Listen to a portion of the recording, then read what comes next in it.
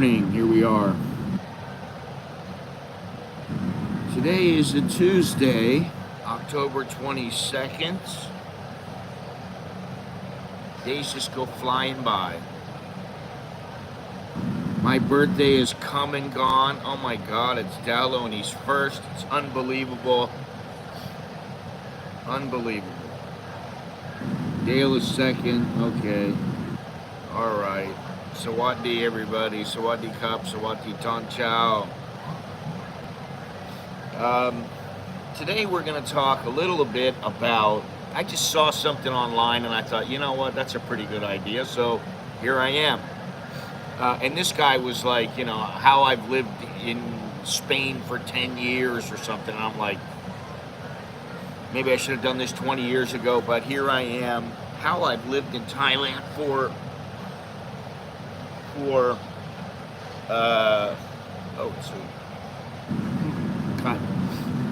how I've lived here for 30 years, which, you know, time just goes by. I mean, it's not like I'm saying to myself, oh, I'm gonna live in Thailand for 50 years. I need to be there for a long time, and oh, I'm gonna talk about it. That's not what happens. I mean, you know, I'm just some guy who picks up a phone or a camera and basically shows my life or some of my life, and time just goes by. It's surprising. And well, listen, I'm looking at it now. It looks like it's gonna rain. There's a 75% chance of rain today. It's supposed to be really heavy rains. And some good news, the dollar is 33.48 against the baht, which is very good. I mean, it's been below 33, so I'll take this. It was at 33.50 a little while ago, and I transferred some money, but 33.48 is okay. It is 79 degrees out, high of 90 today, low of 77, and the feel like temperature right now is 83. Excuse me. The air quality is 73, which is moderate, which for Bangkok is okay. And the humidity is 87%, which is pretty high, but whatever, you know. This is kind of how life goes. I mean, I'm finding this out. Time just flies by, time goes by, things happen, and everything just keeps rolling. You know, you think like if you were to go to jail or you were to be a Rip Van Winkle and fall asleep for 10 years, everything would be so different. Well, some things would be very different, but a lot of things are just the same. People got to go to work, people got to go to the grocery store and go shopping, they got to go out and go eat, they got to do this, they got to do that, got to feed the dogs, got to feed the cats. You know, things just happen. And so either you accumulate things by osmosis, or, you know, you're staying the same. I mean, I know people that I knew in California 30 years ago, and they're still there. They're doing the same thing. They're working at the same job, and, you know, that's all right if that's what you want. And that's not what I wanted, which is why I came here. And I wasn't sure I was going to come here. I thought about going to Bali. I thought about going somewhere else in Indonesia. You know, I thought a little bit about Mexico, but that was a long time ago. So, do me a favor. If you're new here, subscribe. Click the notification bell. Hopefully you'll like the channel. You'll like what I got to offer, at least sometimes. Yeah, smash the like button, click the subscribe, and hit the notification bell.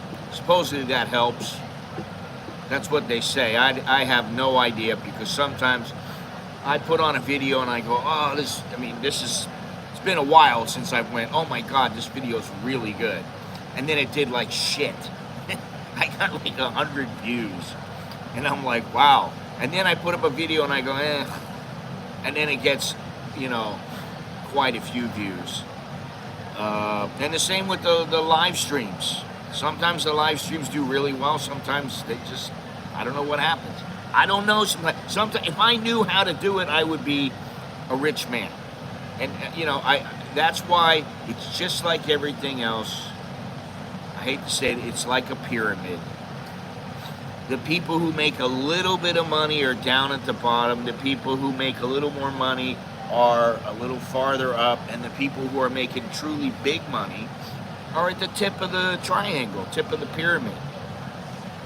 And that's just how it goes. And you know, you can do your best to do better, and sometimes things happen temporarily, sometimes they happen. And, I mean, you know, like last year I got a bunch of subscribers. I was like, wow, how did I get all these subscribers?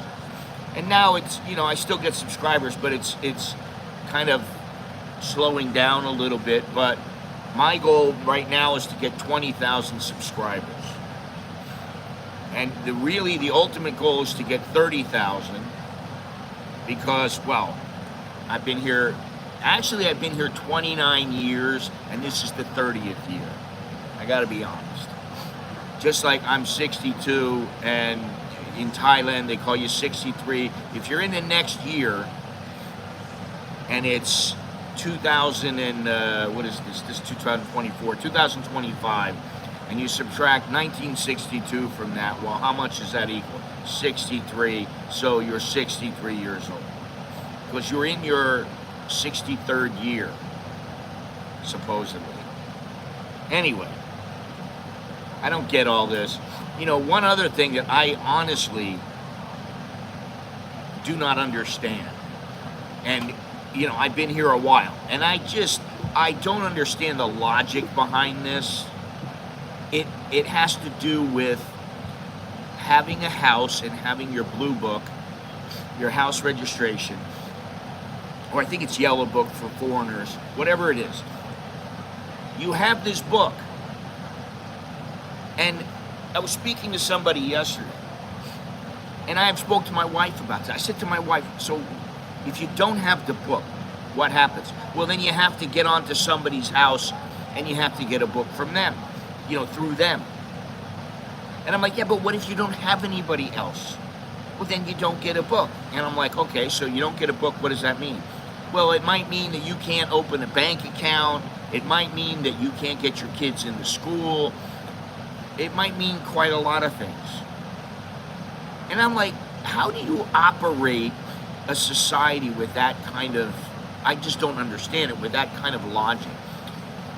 Because not everybody owns a house. Not everybody has somebody that will allow them to be onto their paperwork. And I'm like, so if you don't have it, then basically you can't function here in Thailand. That's how I take it. And then I said to the girl, you don't pay taxes. Oh, I pay tax. I said, you pay tax on what? On my house. I said, okay, but that's very little. You don't pay tax on your earnings. No. Why not? She didn't say anything. I said, I know you make more than the minimum, so you're supposed to pay taxes. And she goes, so she doesn't pay taxes. She, you know, I think, what is it, 150,000 or something, at least right now. If you earn under that, I think it's 150,000, it might be 100,000. Then you don't have to pay taxes, you don't have to file, you don't have to do anything. So she says she makes under. And I'm like, yeah, but if they audit you, oh, I'm not worried about that. So you know, some of the things here, after 30 years, either I'm stupid, which I may be sometimes, I understand. I may not get the big picture. Like Dallo, if you're still here, your wife has a blue book for her house, a house registration paperwork. I don't know if you're on that paperwork and you have your own book, but you can and should have the book.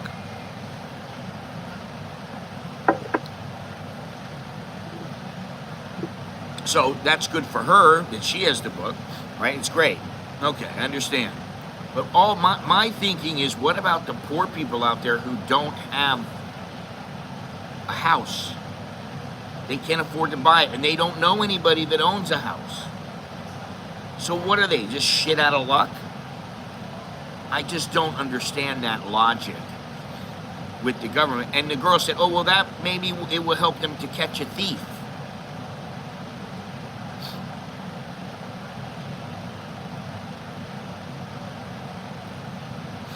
No, you shouldn't be on the book, but you should be on the registration, and you should have your own book. You should have a yellow book.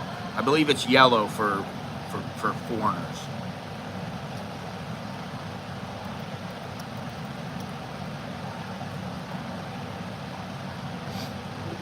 Yeah. Yeah.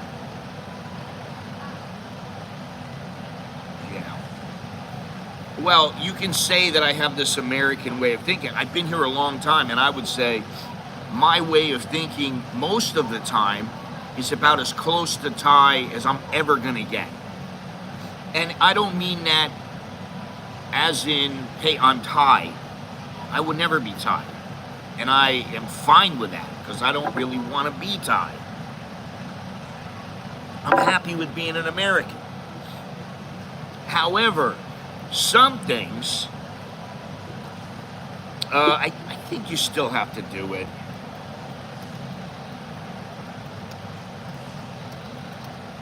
Oh, wait a minute. Well, the TM30, you're on the house. I believe you should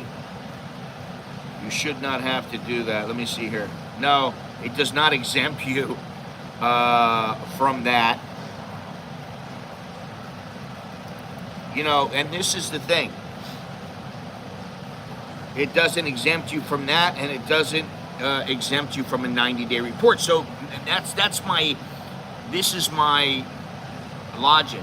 Yes, okay, it can help you if you want to get a bank account or something like, you know, like this.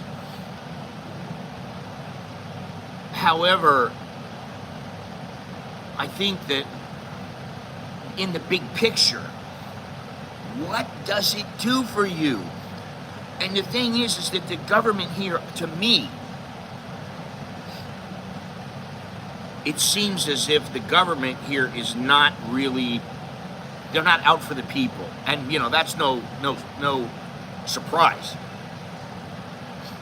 First of all, they're out to monitor everything that's going on, which is a whole nother discussion.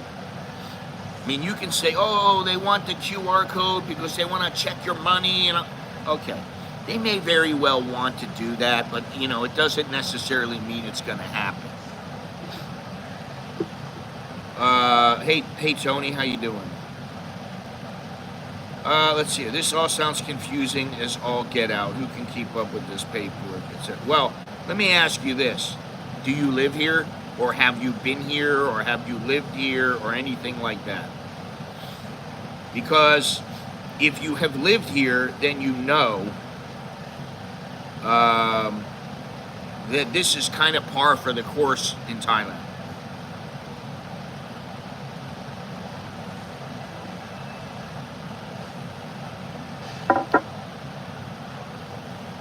You just visited Thailand, you live in America. Yeah. Okay, you're a visitor. Big difference between being a visitor and being someone who lives here, or lives here for as long as I have. I never worried about it in the beginning. I never worried about that stuff because I just thought, well, I'm only going to be here for a year. And then after that, I thought, well, you know, time's going to come, I'm going to have to go home. And now I've stayed. Oh my God. Please don't write in Thai. It's so, you're so far off. If you want to write in Thai, you're so far off.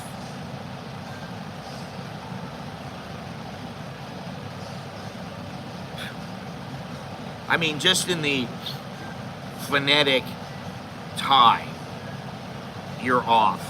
Yeah, I wouldn't. I would have put it in Thai language.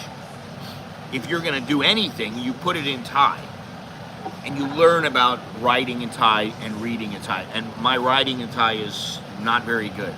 I mean, I can a little bit, but not like I can read it, not like I can speak it. As far as your TM30 download, all I'm going to say is get an agent.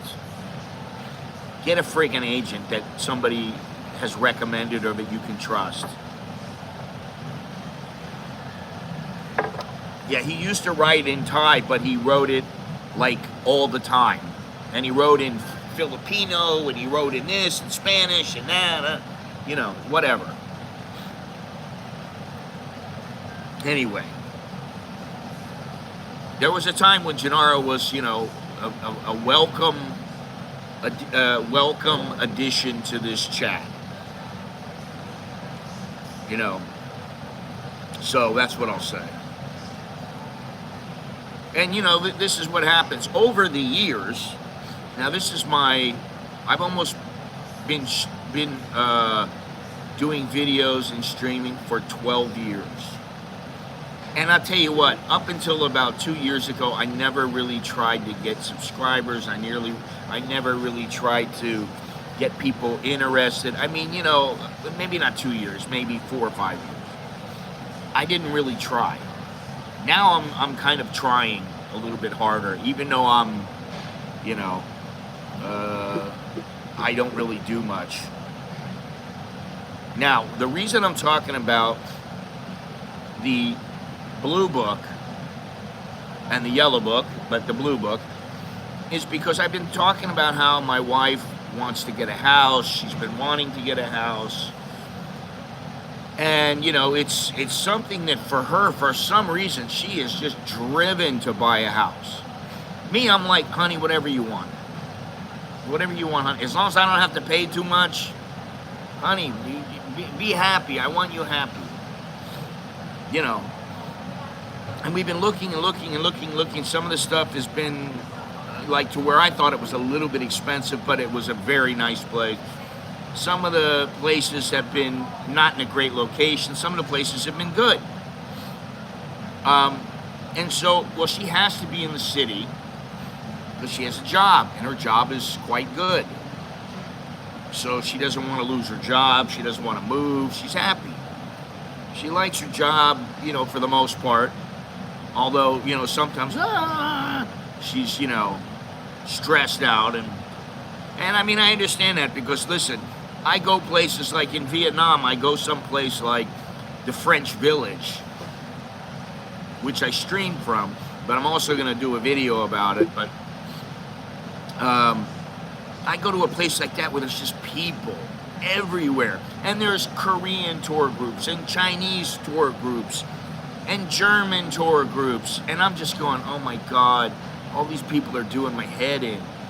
That's kind of how, you know, work is with her sometimes. She has a lot of things to do, and she's stressed out. Oh, my boss wants me to do this and this and this, and they don't understand because, you know, this is life. Now, what I told her was there may come a time when I have enough money, where we have enough money, where we can go wherever we want, we can stay wherever we want. We can, you know, that may happen, but not right now. So what I say is sock your money away and don't worry about the house. But, you know, she's like, so she comes to me the other day and she says, we're on, and I'm not on it. Her and Alex and Nicholas are on the house registration of somebody that is a friend of ours, a friend of hers. A friend of ours, but okay, friend of hers. And the lady said, listen, I can't have you on there anymore. I think she has to get some other people on there, and she doesn't want us on there. So, you know, it's no ill feelings or anything like that. And so she's like, well, that means I don't have a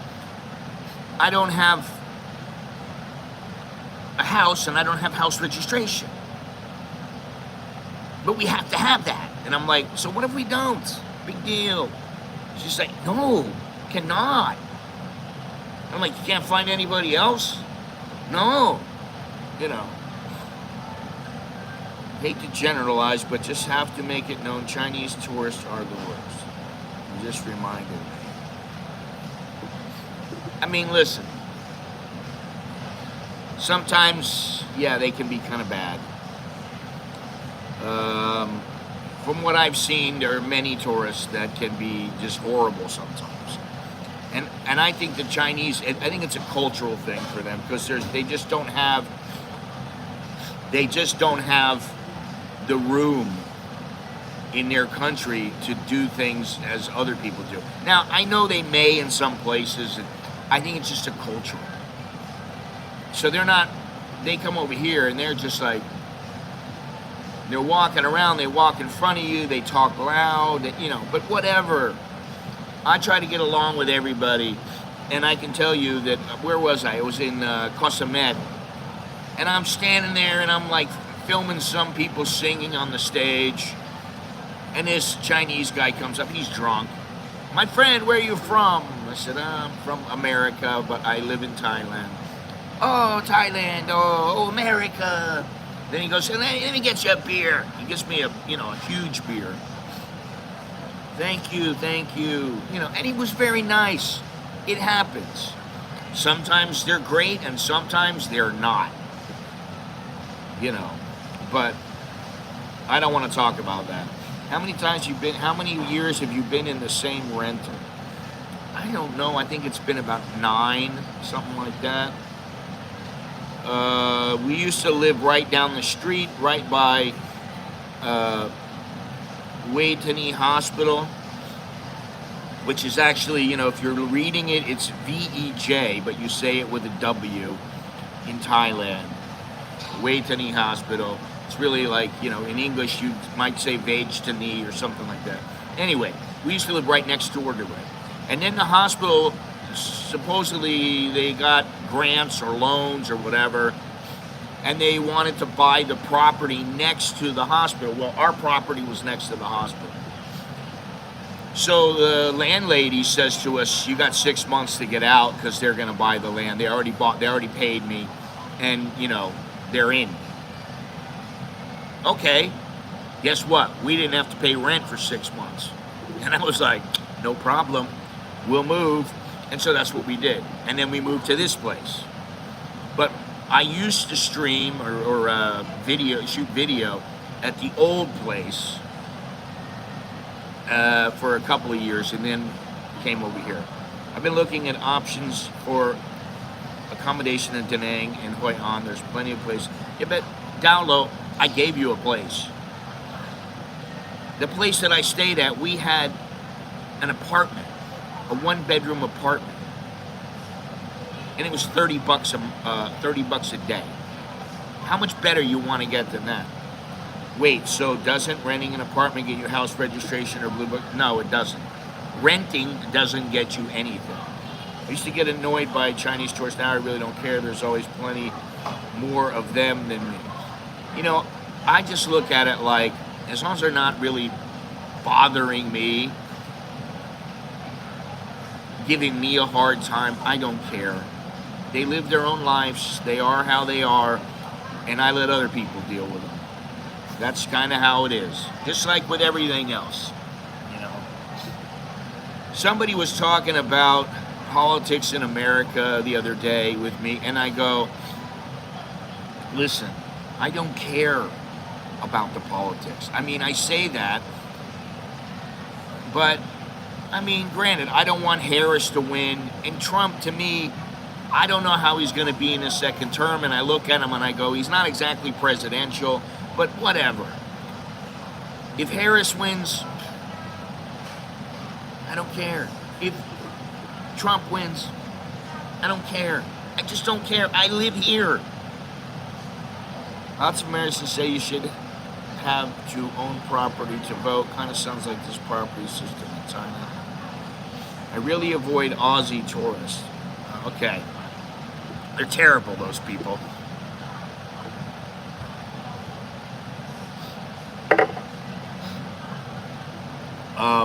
as far as owning property, in Ecuador you can own property outright. Now, you can't vote, but you can own property and you can become a citizen and you can get a passport. Much easier than here.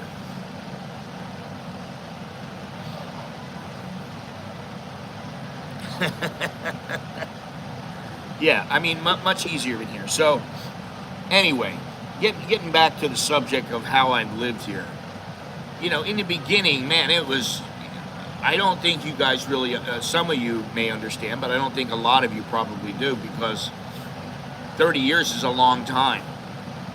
And, oh, Jesus. Oh, yes, everywhere there's listen, there's no gang violence. There's a lot of places where there's no gang violence.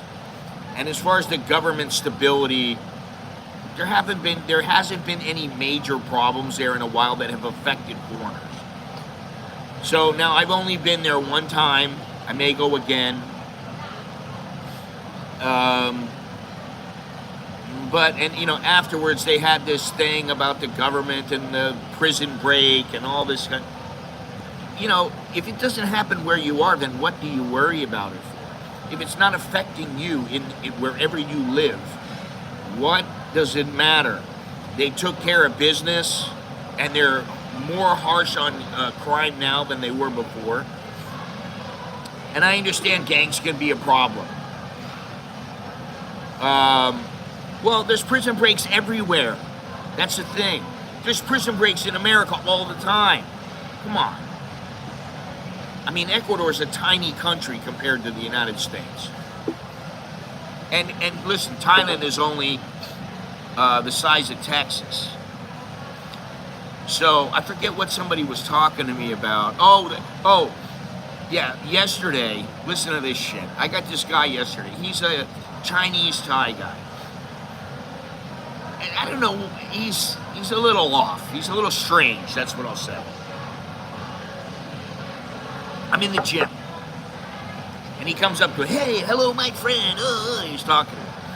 Now, I try to talk to this guy, you know, kind of just to be friendly. But I don't really want to talk to him in depth. And he says to me, you know, I get really mad about drugs and drunk people.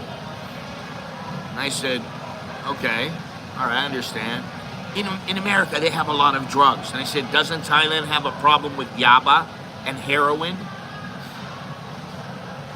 Oh, well, I said, America is much bigger than Thailand. So, of course, you're probably going to have a lot more drug issues in America than you are in Thailand. And the cultures are totally different, and the way people think about it is different. I said, but generally, because it's so much bigger, there's going to be more problems. I know, but, you know, the drunk people, I wish, you know, if I see the drunk person, I want to shoot him. And I said, what do you want to shoot somebody who's drunk for? And he couldn't explain. And I said, listen, if I go out and get drunk, you want to shoot me? And he just, he was kind of like, And then I said, just because I go and get drunk once in a while. And he goes, if you're going to drink, you should be at home. I said, well, you shouldn't drink and drive. But what about somebody who gets a Grab or an Uber or, you know, Bolt or whatever it is? They never would even think about driving themselves when they were drunk. Yeah, but I just think we should shoot them. And I think there should be a law. That's what he said. There should be a law that drunk people who are out in public should be shot. And I just thought, this is why the world is the way that it is. Because you got people like this, and some of them become senators, congressmen. That's what happens sometimes. We had issues with pickpockets and strange people following us. Well, in Italy, there's issues everywhere. Yes, there is. Now, when I first came here, I was like a kid in a candy store. And I mean that in more than one way. I mean, I was like going places all the time. I had to see everything. I was going up in Chiang Mai and Chiang Rai and going hiking up into the mountains. I had a guide and I would go out. I would do stuff like that. I would go to the border. I would go just about anywhere I could. You know, I would wait. I'd get some money. Okay, I'm out of here. I'd go for 2 weeks. I'd come back. I'd wait, you know, a couple of weeks. I'd get some more money. I'm gone. As far as the visas go, it was much easier back then. Much, much easier. There were people who were living here for 20 years on a tourist visa. Now think about that. I know some people say, well, I'm a tourist and I want to stay there for 6 months. Okay, that's about the most that you should be allowed to stay. Because that then after 6 months it becomes like, hey, I live here. Right? I live here. When you're here for 3 years or 20 years, whatever it is, and you're on a tourist visa, that's just, I don't blame Thailand for that. Well, I had a business in America. I sold the business. No, we don't own the house. And the lady is not going to let us. She is just a renter. She doesn't. What it is if you get into any trouble, then they go to that house and they look at everybody on the house, and then they can hold some other people responsible, even though they're not responsible. They can just make life a little bit difficult. I don't think they usually do that, but you know, if it was something serious, maybe they would. And you know, she doesn't, all she knows is that she gets paid on time every month. That's all she knows about it. She don't know anything about me. She never asked about me. Nothing. So when I sold my business, I had money. I had money enough to last me for probably 2 years. It's not that she's a lenient landlady. It's that she has her own blue book for the house that she lives in. She got 3 houses. I don't know if they're all hers. One might be her daughter's. But the house that we live in, that we rent in, she's not going to let us go on the book with her on the house registration. She doesn't have to do that. That's not what a landlord needs to do. No, that's not the purpose of a blue book. The purpose of a blue book is so that it shows you have ownership. This is your address. This is where you live. Right? I mean, that's pretty much what it is. Let me see something here.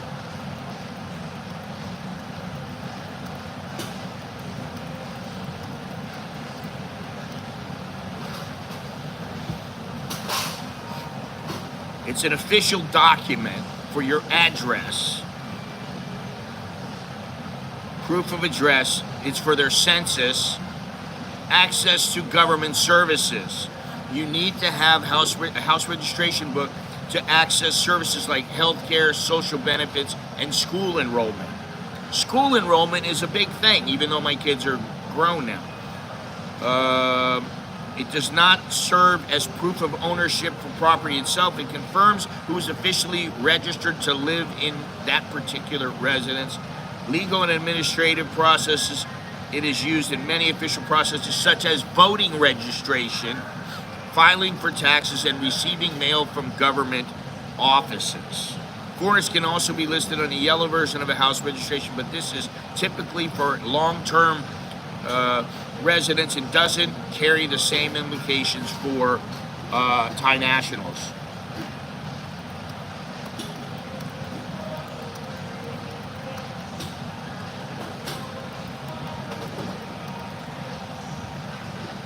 Now, if you don't have a house registration, you don't have any government services, you don't have public health care, you don't have anything like social welfare, although we don't need that. Hopefully we won't ever need that. But yeah, you have to have, I don't know how we were doing it before. You see, if you want your kids to go to a particular school, see, if we put it in the south, in Suratani, then what that would mean is that's the province that we're registered in. That's where the kids could go to school, in a public school. If we put it here, they can go to a public school here. Now, they went to private schools, which is different, but it can make it difficult for kids to go to school. You can't vote. You cannot get your national ID card without it. Which, you know, if you have a card and maybe you need to renew it and you don't have the card, then that means you're out of luck. Banking. Opening a bank account, applying for loans, or conducting official business with various institutions may be complicated if they cannot provide proof of address via a house registration document. In the case of legal matters like inheritance or property, a tabian bond is often required to establish residency and identify heirs. Marriage, divorce, and birth certificates. Registering key life events such as births, marriages, and divorce requires a tabian bond. Without it, such registrations may be delayed or more difficult. I think my wife had it on her mother's house in the past. I think that's what it was. It can complicate a citizen's ability to function with the legal and administrative framework of the country. However, a person without house registration can still work to resolve this through local administrative offices if needed. But it just makes your life difficult. That's what it is. So that's why she is so gung-ho on getting something.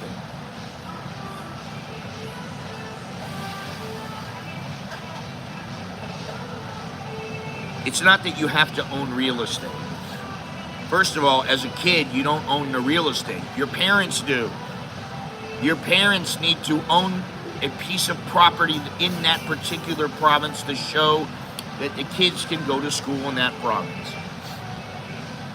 So that's, you know, this is the thing about it. And I personally think it's not a very wise way to. I can be on the blue book, but I don't get the book. I get my own book, which is a yellow book. And that will happen when we buy a house, which I think is going to happen. I do think it's going to happen. We will move.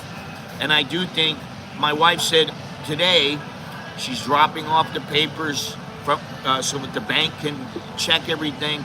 And she's done this like 3 times, 4 times already, and they always approve the loan for her. She's not going to have a problem getting approved. And I am on that particular loan. I mean, I'm not liable for it, but I'm on it as somebody who helps her financially. But once we get that and we move, then we have the books. I can get my yellow book, she can get her blue book, and things are a little bit more easy.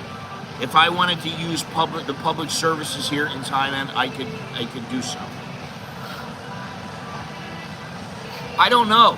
She might, but I don't know. I really don't know. But it doesn't really matter. She qualifies one way or the other. The house in the south was her mother's. And then her mother had given it to her brother and to her. And her brother passed away. So now she has it. And her sisters have been living there and fixing it up. I mean, they put the roof on it. They just did the bathroom. Now there's a seated toilet. And I told her sister, wait, I'll get a Japanese toilet for the place. But, you know, you have a toilet there with a bum gun, and, you know, she's doing all kinds of things. Her sister really bust her ass. And her sister said, you know, once I finish this place, it's your house. We don't have to live here. We just live here to watch it and watch the fruit, take care of everything, which we can do whether we're there or not. You know, and I know she doesn't want to go back, but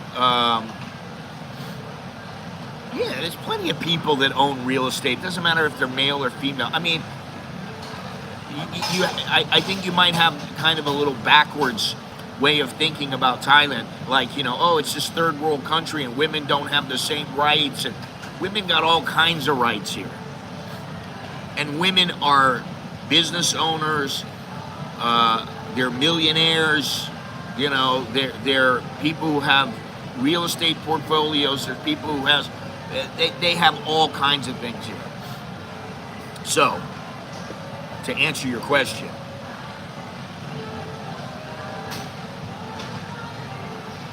now let me see something here. So after I, yeah, I can't be on the Blue Book. At least I cannot have the Blue Book for me. The Blue Book does not go to foreigners.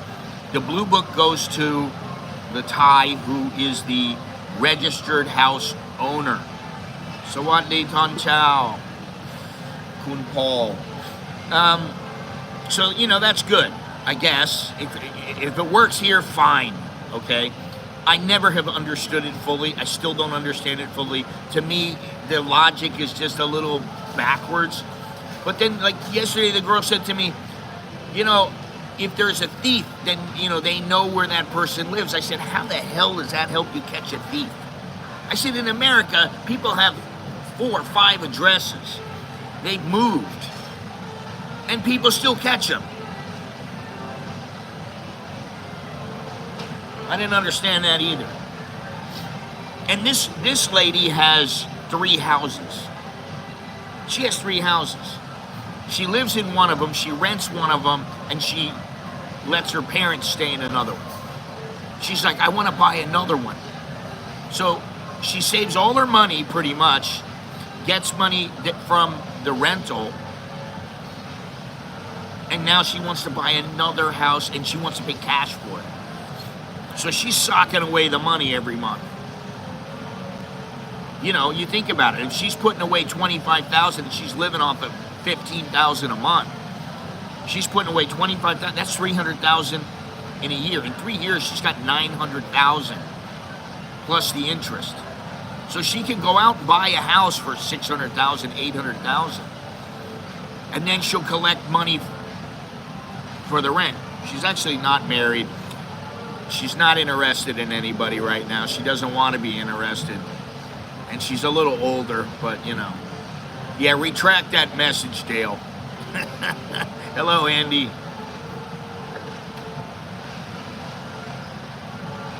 Anyway, you know, what happened was after about, I don't even know the timing of it. I don't know the exact timing of it. You know, I had a passport, obviously. And I kept getting, I got my passport extended. And then what happened is I was going to so many places, I was traveling so much, that I ended up, all in all, I had 7 passports inside my passport. It was like this thick. Now they don't do that anymore. You got to get a new book, which means you have to pay, you know, whatever it is, $130 to get your new book.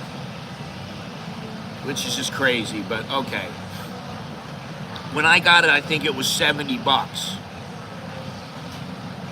Something like that, $60 or $50. I don't think it was less than $50, but I think I got it for something like $50, $60. Anyway, what happened was I was trying to find something that could help me to stay longer. And in the beginning, it was just, you know, tourist visa, and you just, you know, get a multiple entry tourist visa and you could stay for 15 months. And then you get it again, and you get it again, and then I would do visa runs sometimes, which was a pain in the ass. Who wants to do a visa run when you live here? Then eventually I got a media visa. And I got that every year for about 10 years. And I got married. So even though I was married, I was married, I was on a media visa. Because a media visa allows you to stay here and to work. And that's what I did. I worked, you know. Yeah, and actually, you know, it's funny you say that. Now, I go to the United States like every other year. And the last year I was there for 2 weeks. I was there for a week, then I went to Ecuador, then I came back and I stayed for about a week. I'm there for 2 weeks. And, I stay in my parents' house. We all stay there. They got a big house, The kids sleep in, like, the living room. They got a fold-out sofa. It's, very comfortable. And we're fine. I am somewhat sheltered there because I'm not working. I'm not paying bills there. About all I'm doing there is consuming. I'm shopping sometimes.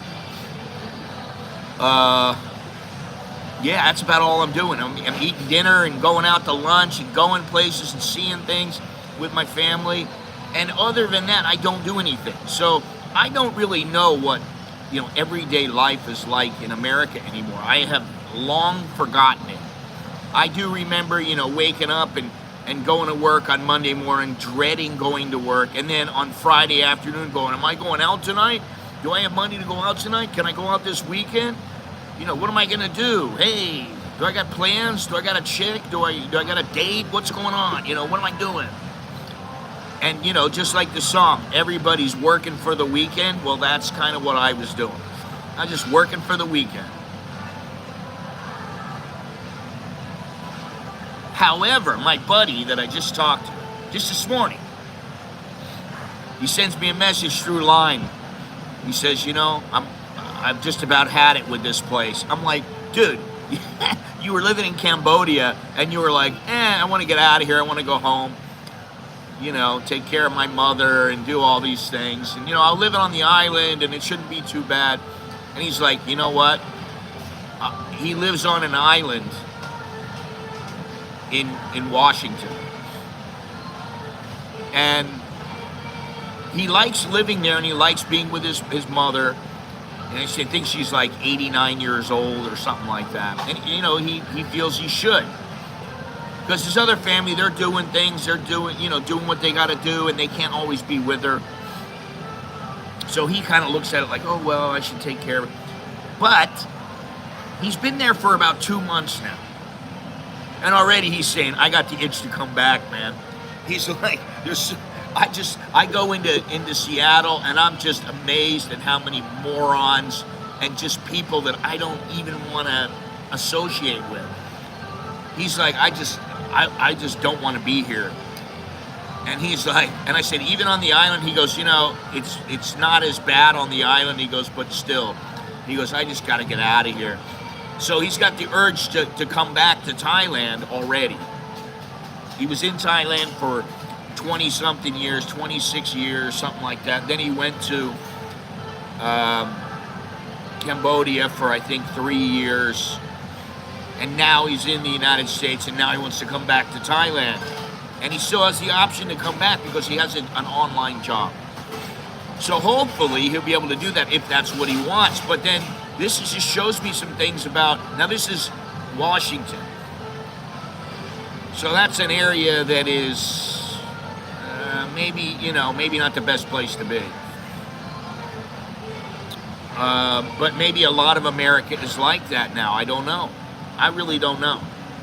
So I expect him to come back probably after the beginning of the year. I'd say sometime in January. I think he didn't tell me this, but I just figured this. He'll be coming back. I've been in the U.S. twice, love the place, probably wouldn't move there. I really like to work. I've been almost to every state in the United States. Either when I was small and I would go to like I went to Gettysburg. I mean, I've been to, I've seen like where Paul Revere rode through, and all these kind of places, all these historic places, and I've been there through myself as well, in Texas and El Paso and New Mexico and Arizona and California and just you name it. And I never really had, even now my mother would say, your life was not great back in California. And I think about it and I go, when you're in the middle of it, you don't really see it. But now I think about it and I go, I didn't have a great life. I was struggling, which, I kind of was like, all right, you struggle, that's what you got to do. You got to fight to get ahead. And, there were times when I had, I was doing very well, and I didn't have to struggle, and things were pretty good. But then I think about it and I go, how good was it? Was it as good as here in Thailand? No, I don't think it was. So I would never go back there willingly and just live there. Oh, I'm just going to live in, Biloxi, Mississippi, or, New York. It ain't going to happen.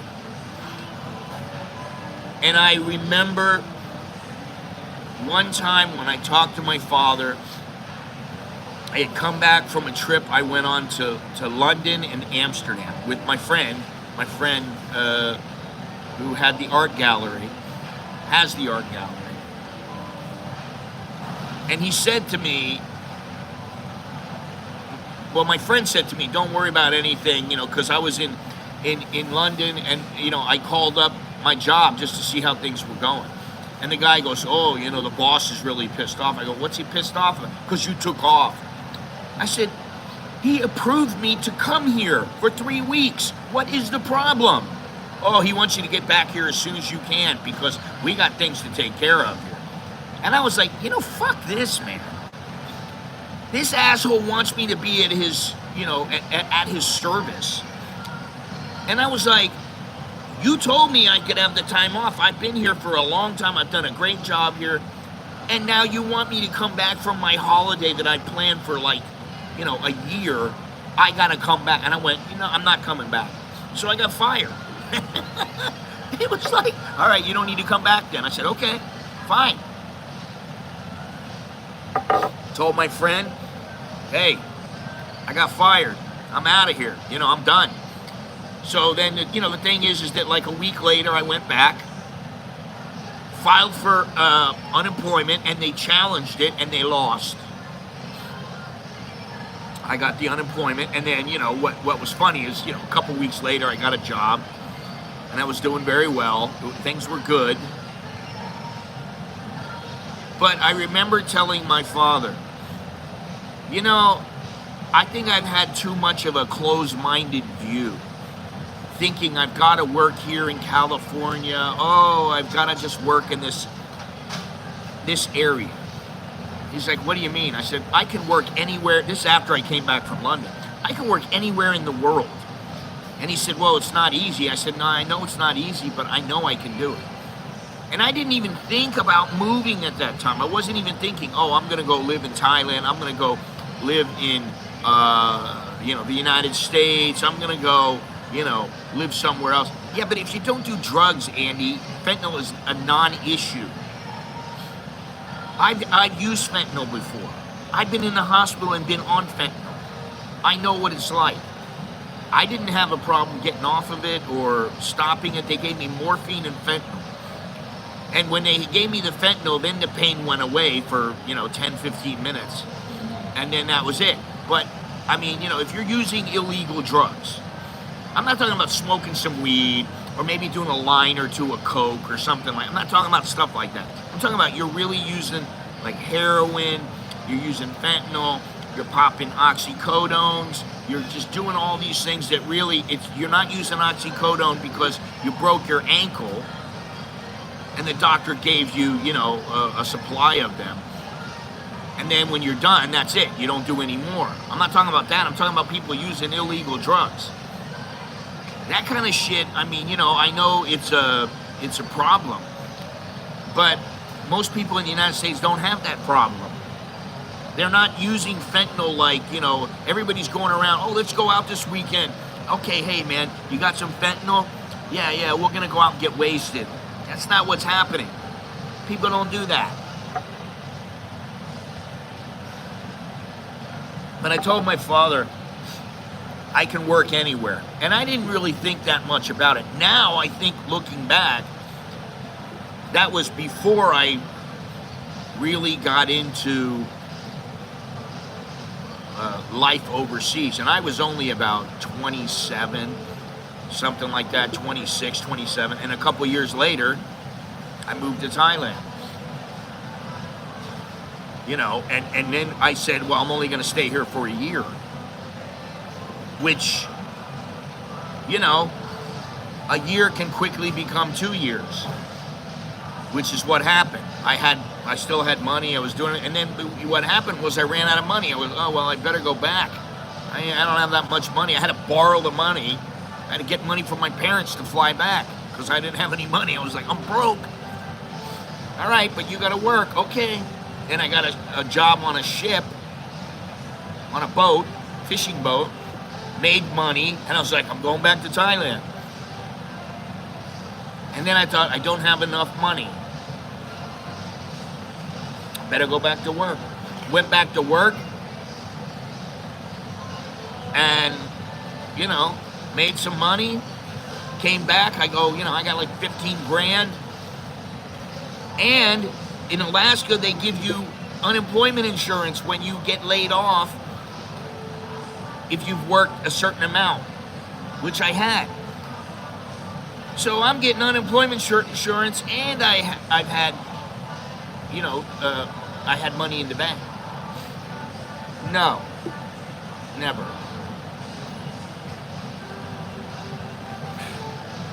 A friend, huh, Dalo? There's a lot of people that have friends. You know, the thing is that if you're coming back and you don't have anything to hide, then what are they going to get you for? You've been here too many times or something like that? Back then they didn't care. You know. Now, I did lose my passport about, I don't know, 25 years ago, something like that.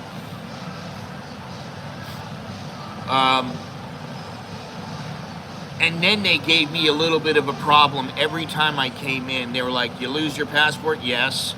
All right, hang on 1 minute. They used to have to go and get their supervisor to unlock their computer and put in whatever they had to put in. It said, here you go, you're okay. Do you wish you stayed in the printing industry? No. No. I mean, I got into the printing industry because, you know, I'm like looking for a job. I'm looking for a job, and I'm driving along, and I see this PIP printing, PIP printing. Hey, we need a printer. We'll train. I went, okay. I go in, I did a math test, which I aced. Like, you know, it was like, do you need a calculator? No, I don't need a calculator. All right, boom. Aced the math test. The guy goes, you're hired. I said, okay. You know, I made like $10 an hour to start. And I think when I left, I was making like $14 an hour. But, you know, I learned how to print there. And I was there for like 3 years. And then it was like, okay, now where can I go? And I just kind of moved myself up. And then eventually I became an estimator. I was an estimator who could print.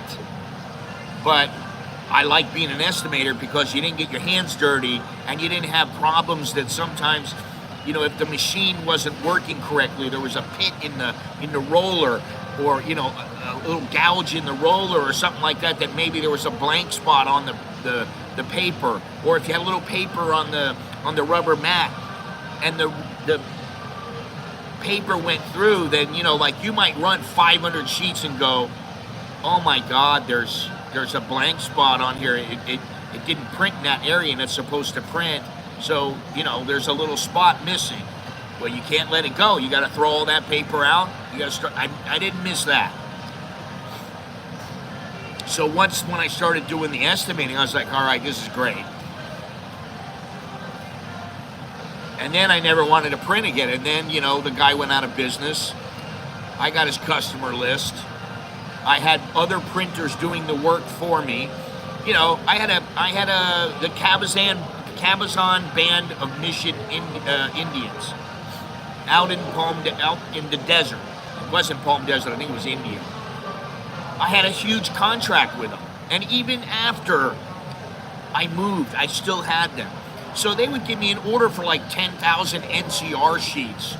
And it would be like $1,500 and I paid like $750. So I would be like, okay, here you go. I'd give them they had everything on file. The places had everything on file for me.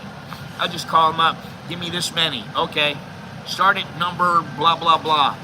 Then 3 days later, it'd be delivered to me. I'd have a girl, she'd go and deliver it to them. Boom, they'd give me a check. I'd be like, okay, you know, it was nice. And I like that part. I like the money that I was making. But did I like living there? And this is the other thing. A couple doors down, there was this, what the hell was the name of it? Something Cactus Seafood, or I can't remember what the name of it was. But anyway, there was this guy that I used to see, and he used to come down to our shop every once in a while, place a little order. You know, this young guy doing his thing, and he said, "Oh, I go to Bali all the time, man." I'm like, "What do you do there?" He goes, "Well, I go to Bali, I have my fun, I do everything I want to do." And he goes, "You know, I buy furniture, and then I have it sent back to the desert, and then I sell it, and I mark it up, and it pays for my trip." I go, "It's brilliant." You know, so I started thinking about it. That's when I started really thinking about it. And then I thought to myself, I can do this. If I want, I can do this.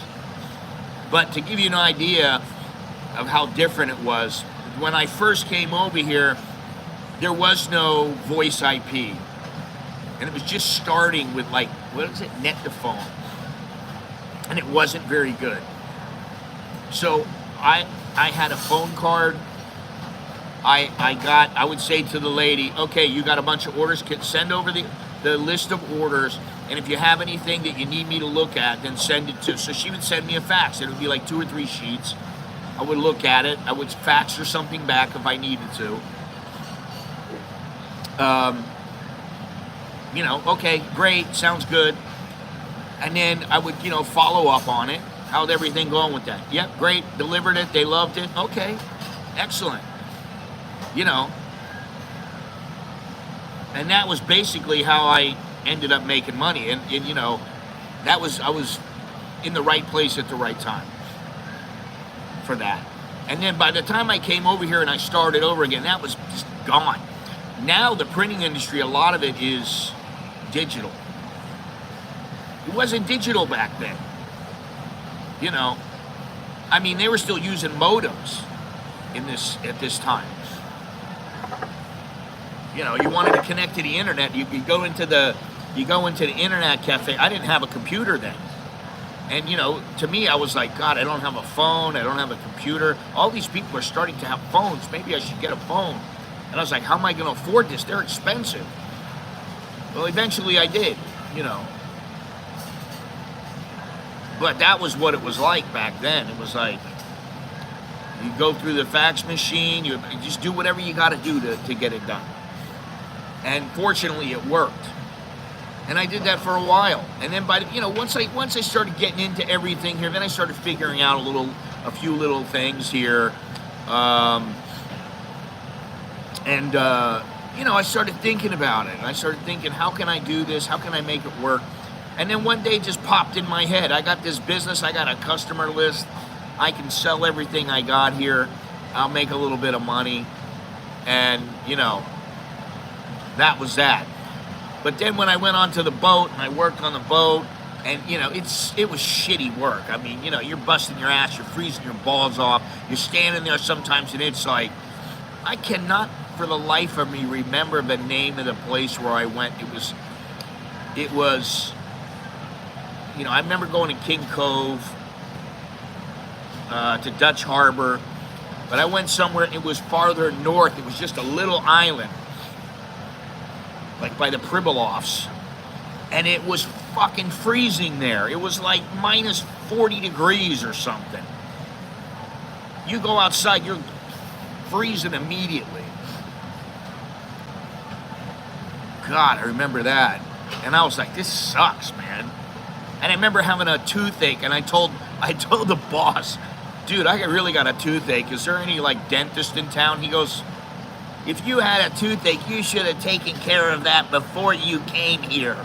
And I went, that's not what I want to know. Is there a dentist in town here? No, there's not, because the town was really small. It just, basically all it was a little shop. Well, it wasn't little, it was kind of big, that had, you know, all the gear that you needed to be on a boat, and food and stuff like that. And, you know, they had some other things, but They didn't. There was no dentist. There was, there was a doctor, and that was about it. But like, if you needed a filling, or you had to fly, you had to go to Dutch Harbor or whatever. He's like, you want to go to Dutch Harbor? He goes, I'll fly you there, but then you got to go home.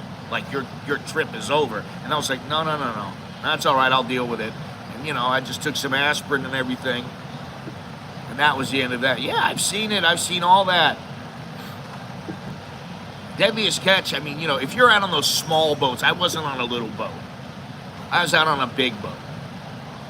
It was, 150 feet long or something, 100 feet long.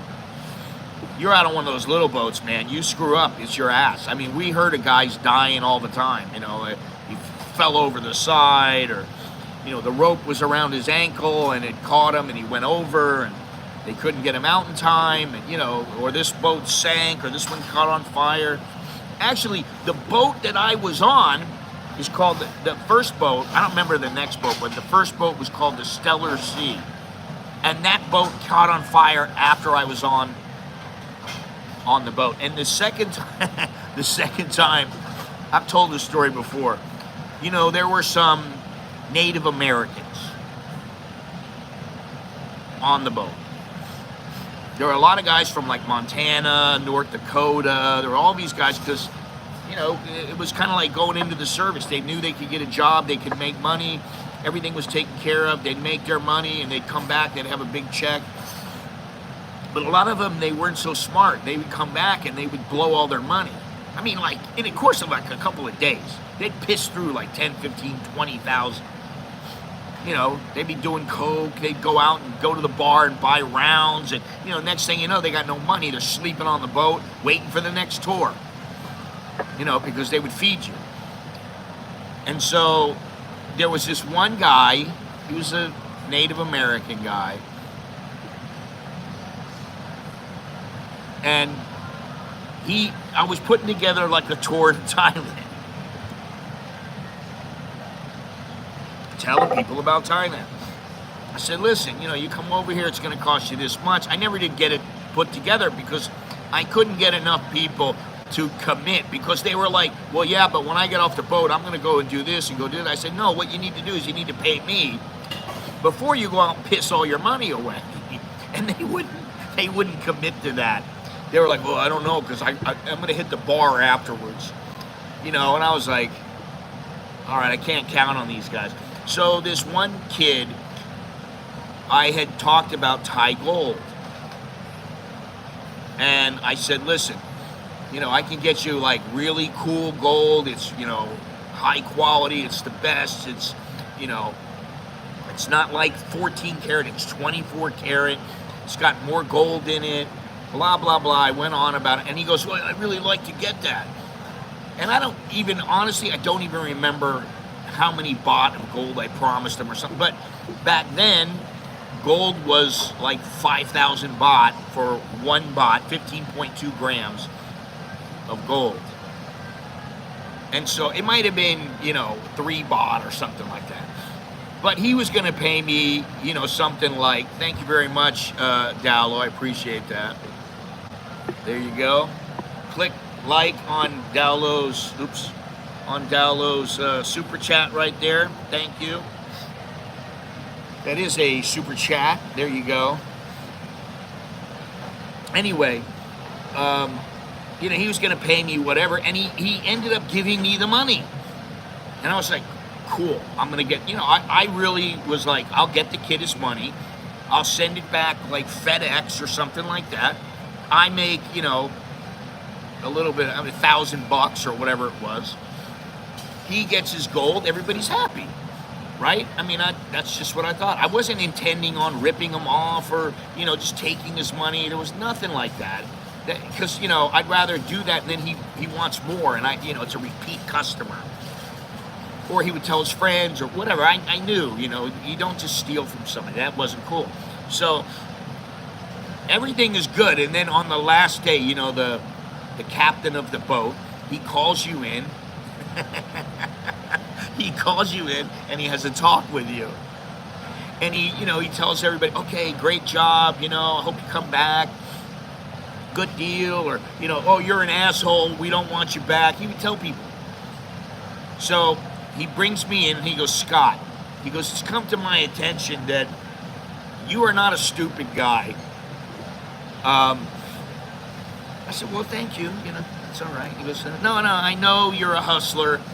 I know you're smart. And, you don't have to be here. Now, you're more than welcome to come back, but, you really should think about doing something else. And actually, there was a guy on the boat who I almost got into a fight with.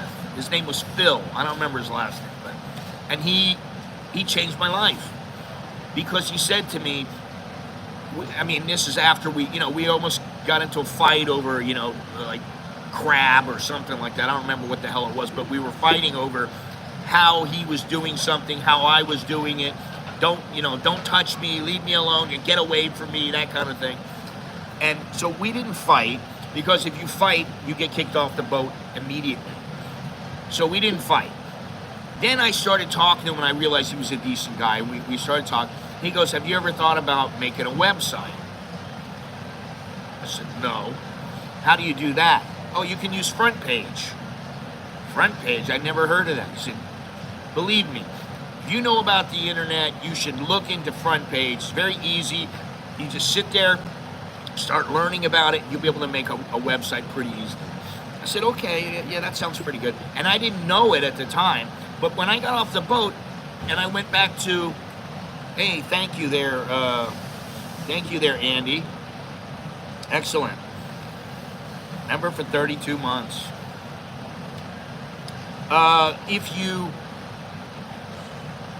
When I got back to Thailand, I thought, well, what am I going to do? I can't just piss this money away. Even though I had money coming in and I had money from unemployment insurance and all this other kind of stuff, I thought the money's going to run out. If I want to stay here, I can't let the money run out. It was $1,500 a month. No. How much was it? It was like $1,000 or $800 a month. Plus, I had money. So we'll say $1,800 a month. And I was living in Udon Thani, where I spent maybe $600.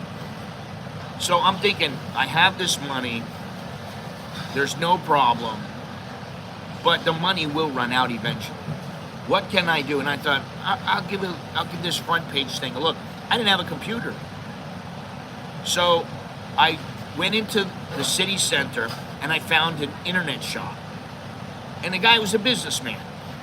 He was the kind of guy, he wore a three-piece suit. He had a couple of internet cafes. He had a couple of businesses, and he was married and had a kid. And I started talking to him. He spoke a little bit of English. And by then, I spoke a little bit of Thai. 44. Sorry. And so I started talking to him, and he goes, oh, so you're trying to learn how to make a website? Yeah, I'm trying to. He goes, well, I know a little bit. He goes, but if you want, you come to this internet cafe. I'll give you the same computer every day. I said, wow, okay, that sounds pretty good. That's like your computer here. Because he had 20 computers in the place. I said, okay. So I went in there 5-6 days a week. Sat there for a month, 2 months, trying to do something with Front Page. Eventually, I made a website. And I started putting up goods from Thailand to sell abroad. And I had Isan pillows. I had little faux jade eggs. I had little ceramic boxes. I had just about anything. And at that time, eBay was not that big, but it was starting to gain in popularity. And I had the website. People bought right off the website. I learned how to put a merchant account on the website, how people could pay me right through the website. And I started making money. And then it was covering my nut. I was like, wow. So all the money that I have is just sitting in the bank. I'm like, this is great. I couldn't believe it. I was like, holy shit. You can make money off of this website, off of the internet. I can't believe it. If you think about it, back then, I was like, I had no concept of what you could do and the power of the internet. I didn't know. And I started making money, and I was like, holy shit, man, this is great. And what happened was I started selling a lot of these Isan pillows. They're like it's a cotton fabric that has tinsel woven through it. They're kind of shiny. And we had like ones that were about 10 inches and some that were like 5 inches. And I started having them made, and I started selling them, and I was selling them for like $40 a pop. They cost me like 20. And I was like, this is great. So then I just never went back. I thought to myself, what do I need to go back now? I got plenty of money in the bank. So I ended up moving back to Bangkok. And then, I had my business going.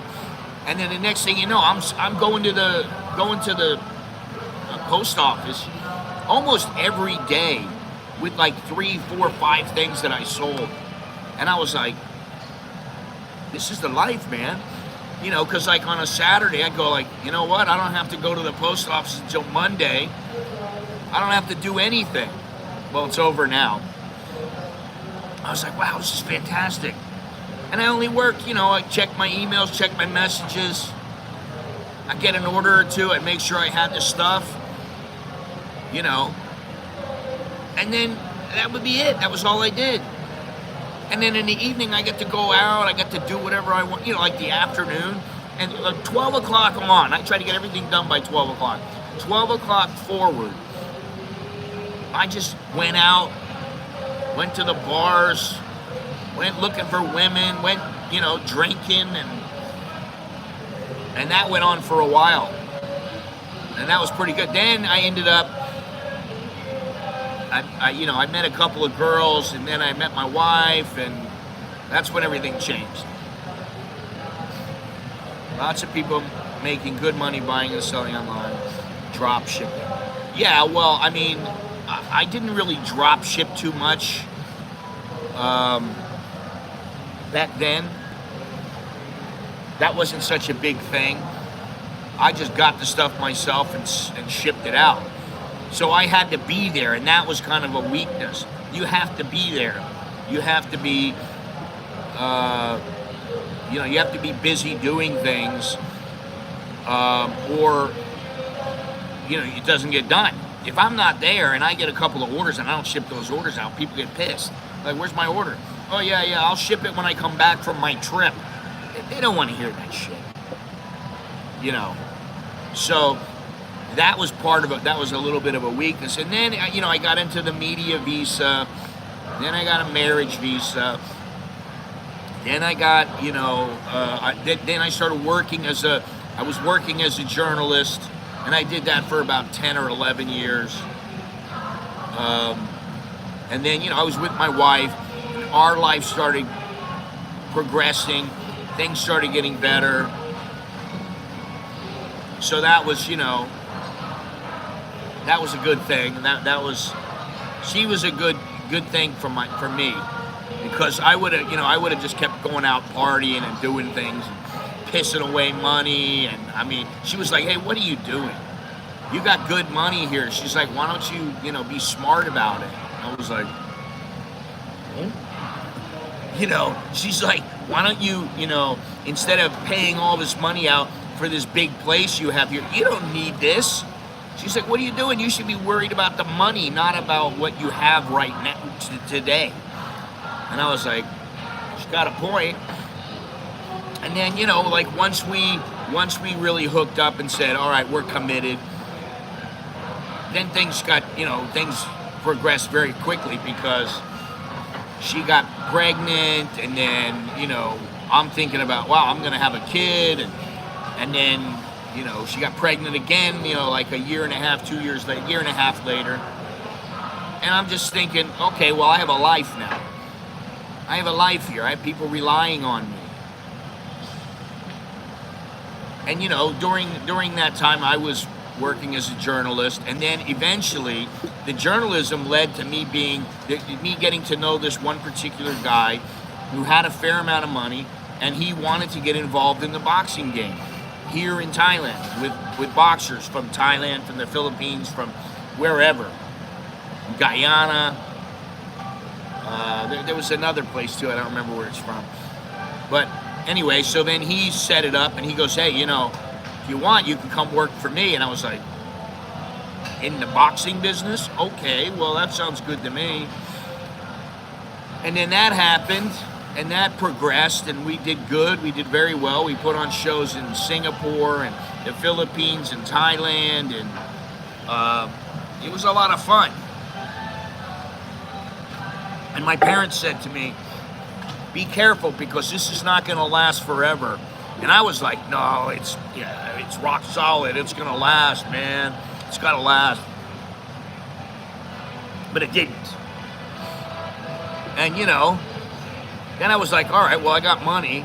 I'm okay. But, of course, the money will always run out. Unless you have, money that you're earning interest off. You're making enough money to cover your nut every month from the interest. And then some. Then you don't have to worry about money. But I had to worry about money. So I had to think about, how can I do these things and not piss all my money away? And that was where YouTube came in. Check, am I still as big as it used to be for digital nomads? It's still big, but I don't think it's as big as before. Just because, with digital nomads, things change. They change. They may have an idea, oh God, I've been in Thailand, I've been there for 3 years now, I want to go somewhere else. Oh, I can go to Vietnam. I'll go to Vietnam, okay. I don't think it's necessarily that Chiang Mai changed so much and it got so bad here, or oh my God, the visa system is so difficult. I don't think that's what drove them out. I think they went on their own. Hey, if I leave, I can go to Vietnam. I don't need to get a visa. I don't know how long I can stay, but I don't need to get I can get just a regular old visa just by coming in, get myself a tourist visa or whatever, set myself up. Or they went to the Philippines, or they went somewhere else. Or a lot of people, what they do is they travel around the world. They just keep traveling. That's what my friend Steve does. There's Steve from Steve's Kitchen, and he's got, I don't know if he has 400,000, but he's got almost 400,000 subscribers, like 350, 370, something like that. He's always busy. He's always traveling. Sometimes he stays in Australia where he lives with his wife, and then he'll go, okay, we've got this big trip coming up, and then he goes on a trip for a month or two, and then he goes, okay, where do I want to go now? Go somewhere else. He stayed in Turkey. Just since I know him, he stayed in Turkey, Malaysia, Australia, Thailand, many other places. So that's what a lot of people do. That's not what I want to do, because I want some semblance of a regular life. And my wife and I have started telling the kids, listen, you're young men. You need to. Thank you very much, Andy. I can't give you a thumbs up because it doesn't have a little thumbs up there. But thank you very much. Choke knee to you. I appreciate it. But we've been telling them, you guys need to learn how to cook. You really need to learn how to cook. And they have not really learned how to cook. So now we're making it a priority. They need to cook for themselves. I don't mind if, it's dinner time and the wife is home on a Sunday and she decides she wants to cook a meal for all of us. A lot of times she's working and I have to cook for them. I don't mind cooking for them once in a while, but not all the time. And Nicholas, sometimes he wakes up, what's for breakfast? I'm like, wait a minute, you can cook for yourself. What's the problem? Oh yeah, but I thought you were gonna cook. Now it's none of that. Now we are making them cook. So Alex is cooking, and Bo was like, okay, so what's your channel gonna be named? And I chime in, cooking with Alex, Alex's cooking channel. What's it gonna be, Alex? And he's like, no, I don't want to be on YouTube. He doesn't want it. I mean, listen, last night he likes to make things with mama noodles. He gets the noodles and he puts an egg or two in there, he throws a little pork in there, boom, he's got a meal. So last night he says, I want to fry the noodles up, I want to stir fry the noodles. Okay. So he gets the noodles out, he cooks the noodles, they drain the water. Of course my wife is helping, I'm telling him what to do. He gets some pork, he gets some other pork, he puts all that in, the pork and the noodles, he puts that together, puts a little onion in there, and then he puts some sauce in, he starts stirring it all up, boom, it's done. We tasted it, tastes good. I said, okay, there you go, there's a meal. So now you've got to make a couple other things. You got to learn how to cook some other things. Get some chicken, learn how to cook the chicken. Get some beef, learn how to make some meatloaf or something. So he's starting to learn, and I'm very happy about that because they're kind of mama's boys. Mama does everything for them, does their laundry. I've been saying this recently, and so now we're trying to get them away from that. You got to do your own things, and you got to learn how to do things for yourself. I mean, they don't do their own laundry. She still does their laundry, and sometimes she'll she brings home some food yesterday, and she's like, all right, so there's plenty of food here for everybody. Okay, fine, I don't mind that. But like when it comes to their laundry, they never do their laundry. And I'm like, what are you doing their laundry for? We have an air fryer. We have a microwave. We have an oven. We have everything. We have a wok. We have everything you need. An air fryer is so easy. You throw the bacon in there, you throw the sausage in there, you throw the chicken in it, whatever it is. It's easy. You set it and you walk away. Piece of cake. So anyway, that's another stage in my life. And what I can say is, there was before my wife and there was after my wife. And, in the beginning it was hard because, we're still kind of, I hate to say it, but you're still trying to get to know each other a little bit deeper. And then as we got past where once she had the kids, there's pre-babies and post-babies. And after she had the kids, she matured a lot, probably more than me. And, there's that. Now they're grown up. So when they're little, when they're 4 or 5 years old, oh, they're so cute, oh. And every once in a while they have a temper tantrum and you go, all right, he's tired. And okay, that's good, right? I mean, they're great. Then once they start hitting, they're 11 years old, 12 years old, I can only imagine having a girl who is just whining and crying about everything. Where's my makeup? I need my fingernail polish. Mommy, I need these pants. Everybody has these. I just can't imagine. So with them, it's a little different. But once they started getting in their teens, they started being like, we can do it. We don't need you. Even though they really did. All right, people coming in now. Here we go. Well, today's a busy day, I guess. I'm taking the little ropes off here, putting everything out. People coming in, even the people with their phones, and that's something else. I understand phones are important now. smartphones are important. I understand that. However, they're not everything. And there was a time, and I just talked about this the other day, where my wife, I gave her an iPhone. No, I didn't give her an iPhone. I gave her one iPhone. She goes, I don't want it. Like a couple weeks later, she gets this iPhone. She went and bought an iPhone. And she goes, I don't like this thing. I just want a phone. This is like, oh, it's too complicated. And I go, okay, I'll buy it.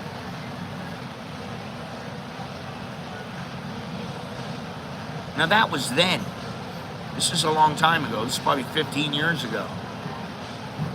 Now, she got two phones. They're both smartphones. She's got a Samsung and an iPhone. She's constantly taking pictures, answering messages, answering emails, using it to connect to the internet. She's always on the phone because that's what her business, that's part of doing business, is being online, because now doing business, being online is part of doing business, whether you're in Thailand or the US. And sometimes that means you get a message on your phone and you hear the ding and you go, oh, I'm waiting for this message. You got to answer the message. For me, I hate to say it, I stream. I use my phone for that. I record videos. I use my phone for that. And sometimes I watch videos, but no more than about a half an hour a day.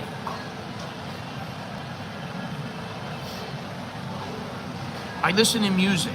I got my headphones with me. So when I'm done with this stream, I'll put my headphones on, I'll listen to music. So I use it for that. When I want to go pay, I either pay with a card or I pay with the QR code. Now today I'll probably pay with the card. But I think to myself, I don't use the phone that much.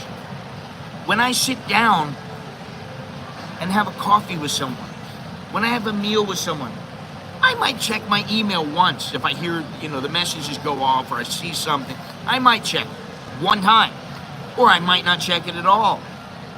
And that is the difference between today's generation and the older generation. The older generation looks at the internet as a tool, and that's it. As a tool, and yeah, okay, I can watch a little bit. Yeah, it's good, I can do these things. But that's it. The newer generation, I think they're glued to their phone. They're always looking at it. Oh, look at Susie. Look at this, look at that. I'm like, are you kidding me? Like, that's not important. And you could say, oh, it's really important to her. Yeah, but really in the context of life, how important is it to see how many likes you got on a Instagram? How important is that? If you're making money, okay, then I kind of understand, but why wouldn't you check, twice a day, like once in the morning, once in the evening? Because you ain't making any more money because you're looking at it.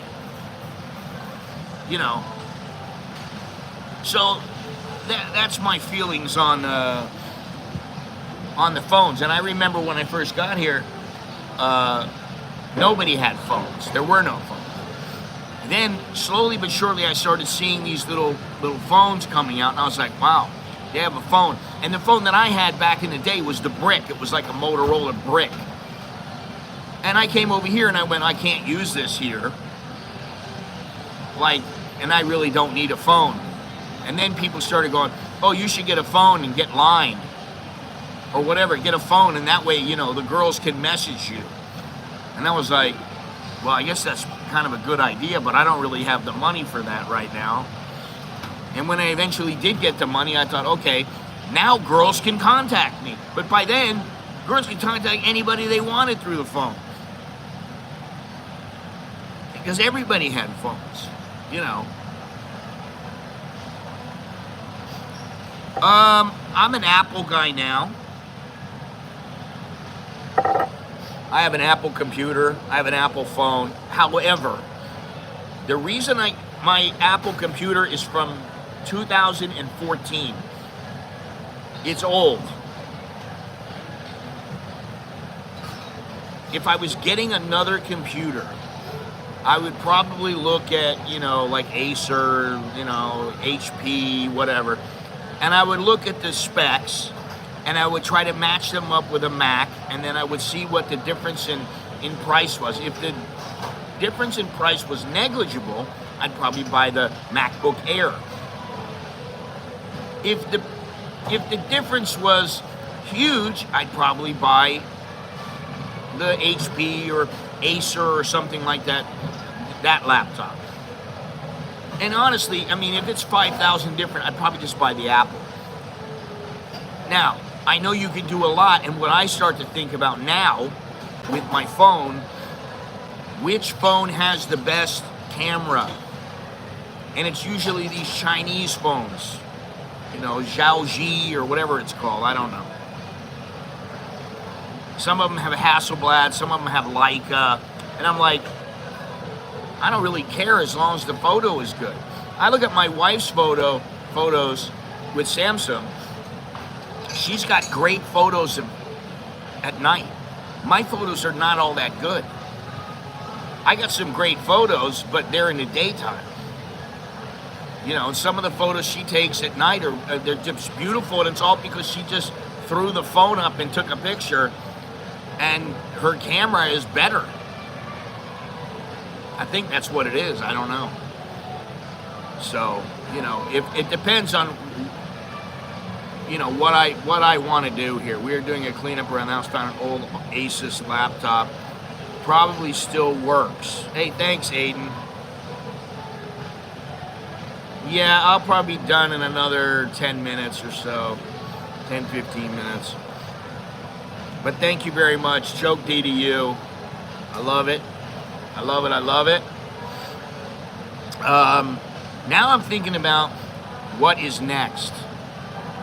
And honestly, I don't think I'm going to travel anywhere outside of Thailand until next year.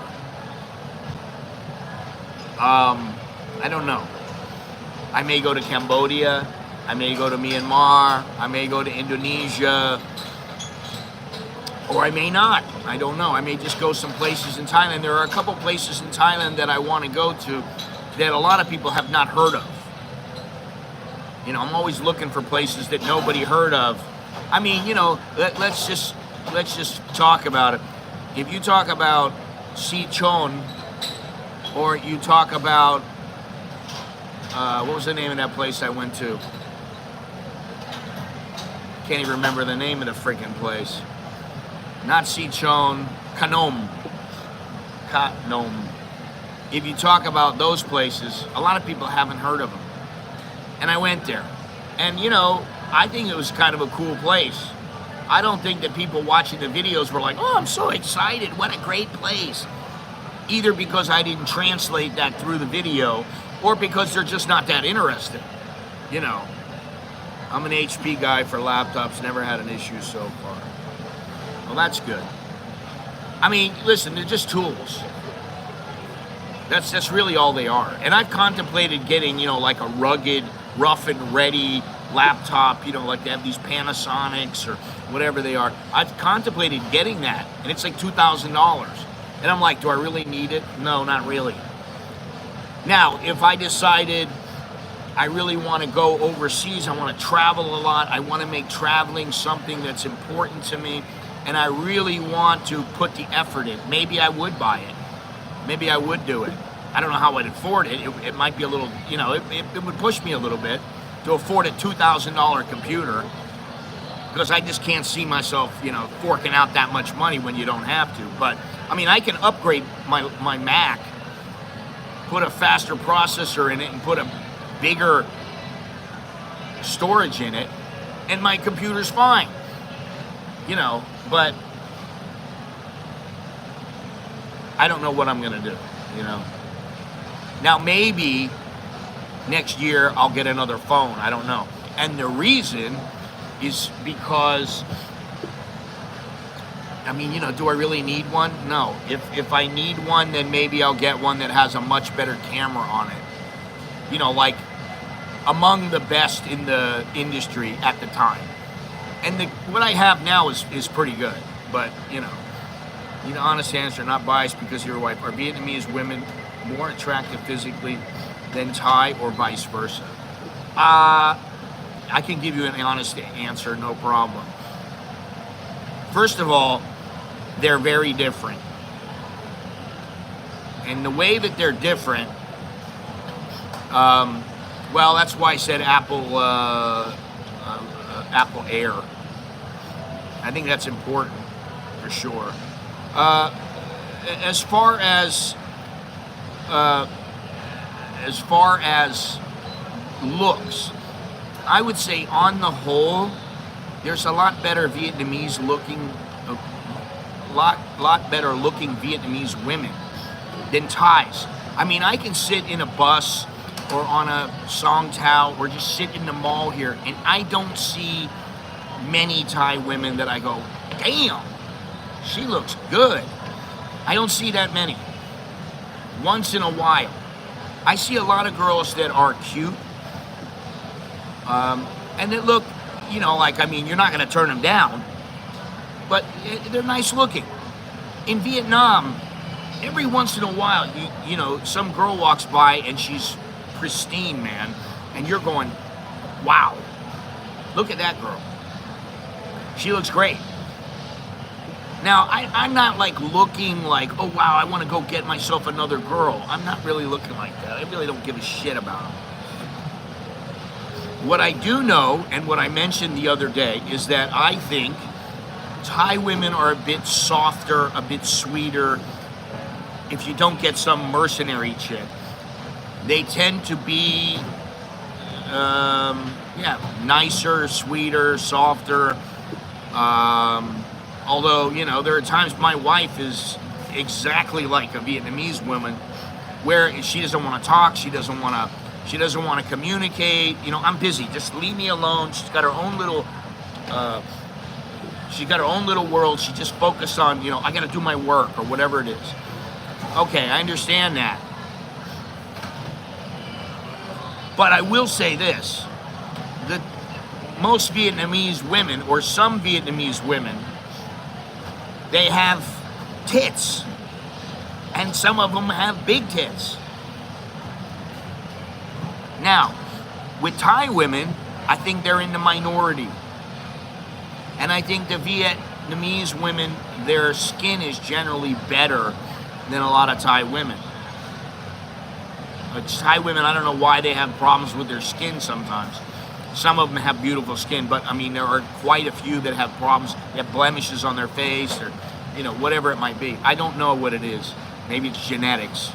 However, I think the big difference is in the personalities, and I don't really know currently many Vietnamese chicks where I'm really close to them.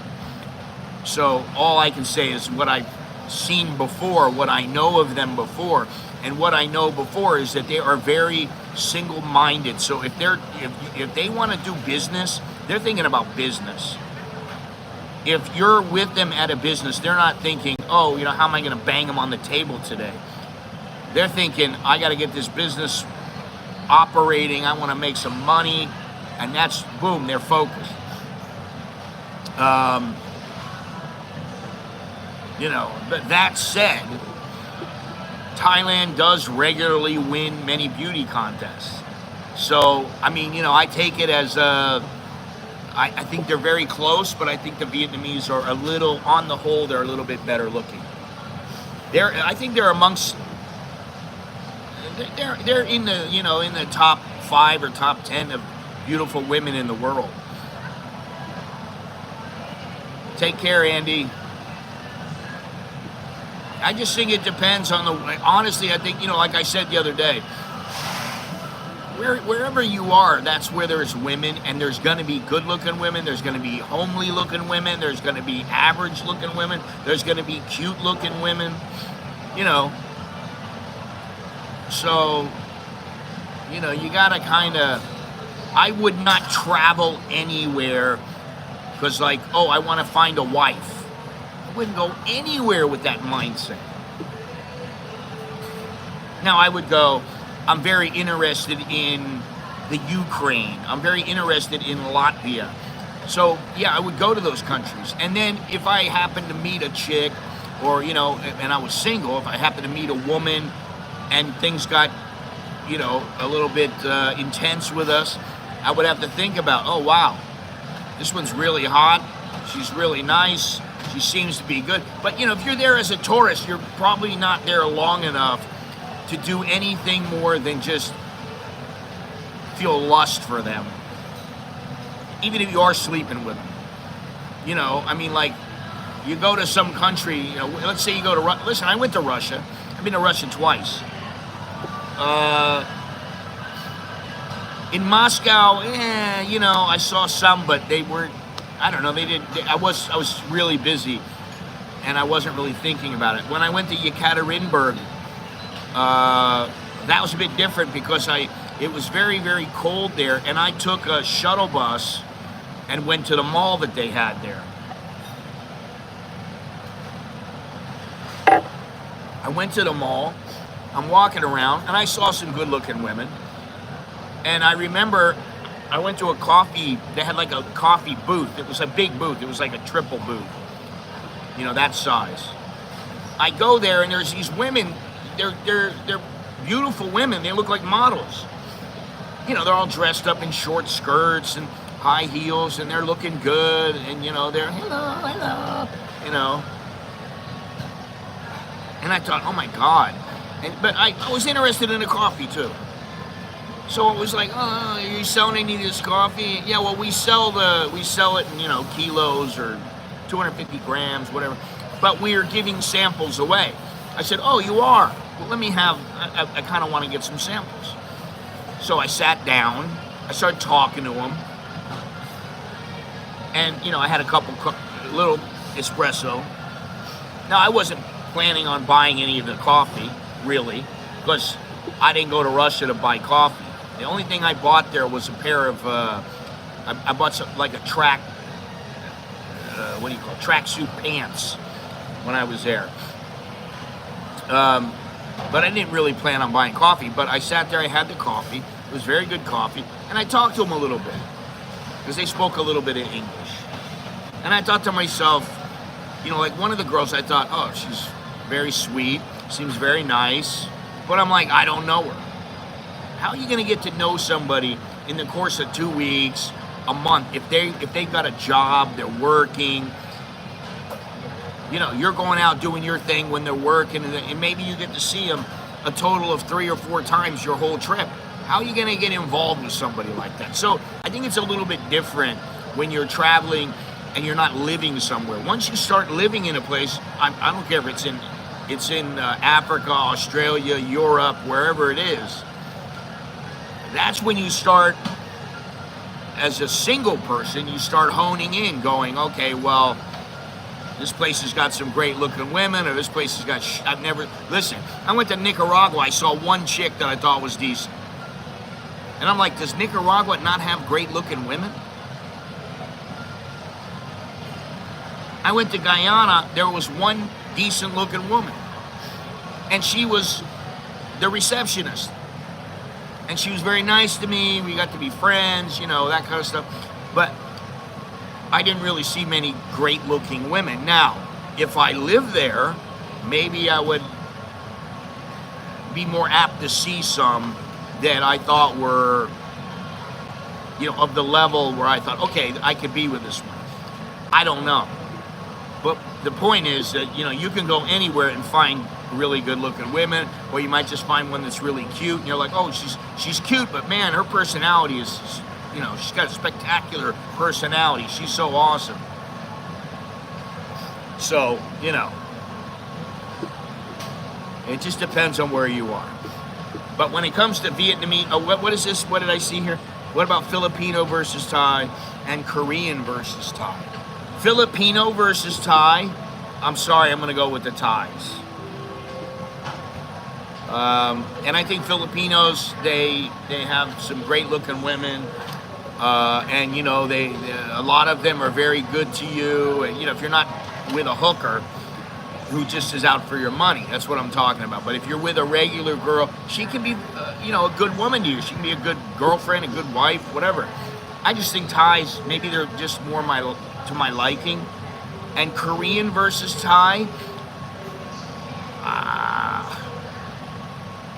I think looks-wise, Koreans can be very good looking, have very, nice skin, and can be very attractive.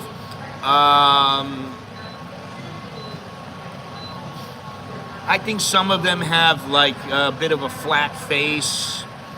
I don't know. I mean, it's really hard to say, but if I was comparing Thais and Koreans, I would probably give Thais the edge. But I think there are some beautiful Korean women out there, some that are just like, you look at them and you go, holy shit. I think the mentality is different with Korean women. I mean, women that, they want to be with you for a long time, or you want to be with them for a long time. I'm not talking about some chick that you want to have a roll in the hay with. I'm talking about, long-term relationships. I think, the Koreans, man, they're just like Vietnamese. They are very, very business-like. They want what they want. They expect what they expect. And I'm not saying the Thais don't. Of course they do. But I think they're a little softer about the way they go about it. If they're not chicks who are like in the bars working and they're mercenary, you give me this much every month. Okay, I take care of you. You take care of me. You must give me $50,000 every month. I'm not talking about that. I'm talking about regular girls. Gorgeous women with low risk of deep emotional baggage. Vietnamese, Thai, Philippines, hands down on looks. I would say between Filipinos and Koreans, I personally think Koreans are better looking. I mean, I know there are some beautiful Filipinos out there, but I don't know what it is. It's my own preference. And I mean, listen, I've been to the Philippines many times, and I've seen some really good-looking women, and I was like, damn, she looks good. The round card girls, I mean, I've been around some big fights there, and, those girls were really good-looking. But on the whole, I think probably Vietnamese, slightly better than Thai, who are slightly better than Koreans, who are better than the Filipinos. That's my opinion. So, anyway, we can continue this discussion again in the next stream. I think I pretty much went over, some of the things that I've done here over the 30 years and how I've been here. It just depends. Korean first, Filipino second, Vietnamese and Thai equal, Indonesian, Taiwanese, Japanese, and Chinese. I gotta disagree with that. It's my preference. Personally, I think Japanese and Korean women are neck and neck.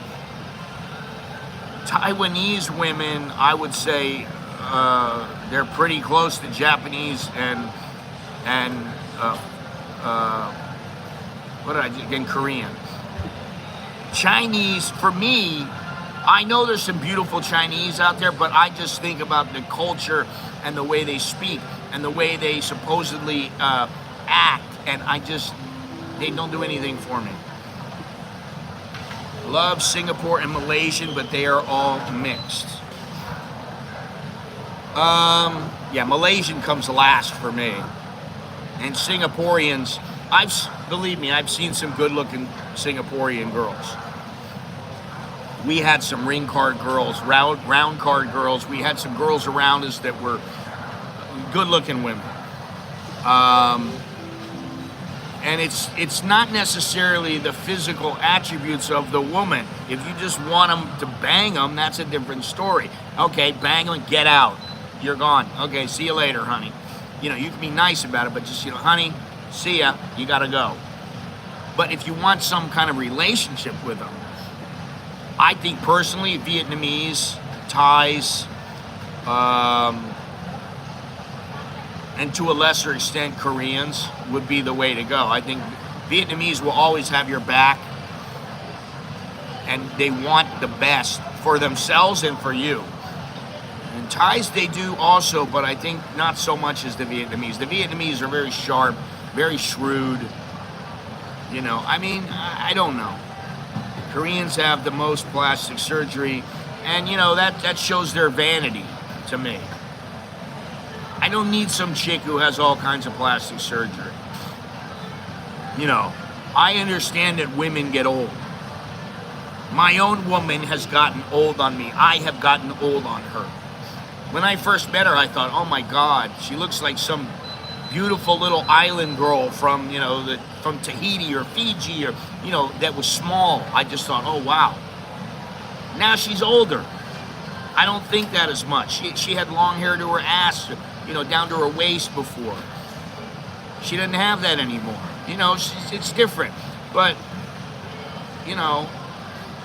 I think what it is about how you get along, how you think, and how they look. Does it attract you? Does it do the job? Probably because I feel more affinity culturally and or religiously with them in a way. Yeah, I mean, if you want somebody who's serious, Vietnamese and Chinese are extremely serious. I mean, I think that's the truth. Chinese, forget about it. Chinese are extremely serious when it comes to business and money and getting ahead and all that kind of stuff. Where, Thais have that attitude, that Mike and Rye attitude. Sometimes it comes through, sometimes it doesn't. So, anyway, listen, do me a favor. We're right at the tail end of the stream. Do me a favor, smash the like button before you leave. Share this video. Thank you for reminding me. Can you 100%? No. I'm not saying I can't be fooled, but generally, I will know. I would say probably 7 or 8 out of 10, but not 100%. Yeah, what was I going to say? Subscribe, hit the notification bell. Look down in the description at all the ways that you can help this channel, help support me. If you're on a TV and you don't see the description, we got the CASHAPP, an American in Bangkok. You can become a sponsor on YouTube. You can give a super chat. You can buy me a coffee. You can buy my merchandise on anamerikaninbangkok.com. Or my books. You can buy a book off of Amazon. You can use Wise to make your transfers. Or you can follow me on Instagram, Facebook, and Twitter. Or you can just keep watching. Whatever you want. Thanks, guys. Ciao. Ciao, Aiden. 30 years ago, a different percentage. Yeah, I mean, you kind of... I've been around a lot of them. I don't know that I can pick out everyone. Retracting the message. Okay. You don't have to retract the message.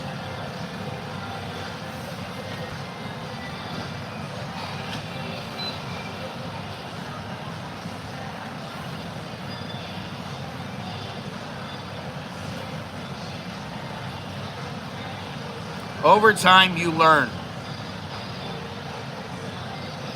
Now, I'm sure if there was somebody who has completely transitioned and they've gotten everything taken care of that they need taken care of. When they speak, they don't have a raspy voice. They sound like a woman. They've done everything they can. Okay, maybe they'd fool me. Maybe they wouldn't. I don't know. It depends, on what they look like. But generally, I look at the photos and I know right away. I mean, there's a vast majority of ladyboys walking around in Thailand. And if you see them from far, you go, oh, wow, that girl kind of looks good. Then she gets closer and you go, oh, no. That's not a lady. And there are people working, here that listen, I go to the cash register and there's a lady boy working at the cash register. I know it's a lady boy, but what are you going to do? Doesn't matter to me. I don't care. You want to be, it's your life. Do whatever you want. Be however you want. Doesn't matter. I'm married already. My wife is not a lady boy. You know, and I'm glad about that. Although my wife always goes, you sure you don't have a little gay in you? And I'm like, no. I don't know where she ever came up with that. She always thinks guys have a little bit of that in them, but whatever. Anyway, thank you very much. Ow. I appreciate it, gentlemen, ladies and gentlemen. Very nice of you to join me. Yes, bon voyage, arrivederci, adios. Choke di leo jerken mai, which is good luck and see you later. I'm Scott. I'm an American here in Bangkok. We should talk more about this stuff. The nationality of women's, maybe the next stream. I don't know. We'll see. But anyway, thank you once again, and I will talk to you all later.